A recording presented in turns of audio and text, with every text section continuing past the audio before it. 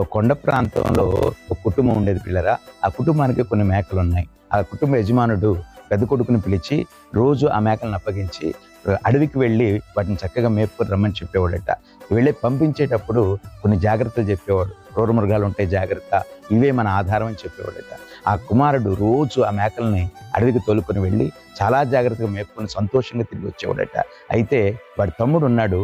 వాడు ఒక రోజు అడిగాడట అన్నయ్యని, అన్నయ్య చాలా సంతోషంగా వెళుతున్నావు, అదే సంతోషంగా వస్తున్నావు, క్రూర మృగాలు మన మేకలను ఏం చేయట్లేదా అని అడిగితే అప్పుడు ఆ పెద్దోడు చెప్పాడట, నేను ఎక్కడైతే మేకలు మేపుతానో ఆ మేపేటువంటి చోట చుట్టూ మన మేకల చుట్టూ నేను కంచె వేస్తానురా, అలాగే నేను కూడా జాగ్రత్తగా వాటిని కాపలా కాస్తా ఉంటాను, కనుక ఏ దుష్ట మృగం కూడా, ఏ క్రూర మృగం కూడా మన మేకలకు హాని తలపెట్టదు అని చెప్పాడట. ప్రియదేవుని బిడ్డలారా, దేవుని వాక్యంలో మనం చూస్తే 147వ కీర్తన 14వ వాక్యంలో ఒక మాట ఉంది పిల్లరా, నీ సరిహద్దులలో సమాధానము కలుగు చేయువాడు ఆయనే అని వాక్యం చెప్తుంది. గమనించండి, నిజంగా మన జీవితంలో ఎన్ని ప్రతికూలమైన పరిస్థితులున్నా, మన చుట్టూ క్రూర మృగాలున్నా, సమస్యలు శోధనలున్నా, మన చుట్టూ కంచె వేసి మనకి కాపరిగా ఉండేటువంటి ప్రభు మనకు తోడుగా ఉన్నాడు. కనుక భయపడొద్దు, దిగులు చెందొద్దు, ప్రభు మీద ఆధారపడుతూ ముందుకు సాగుదాం. దేవుని కృప మనకు తోడుగా గాక. ఆమేన్.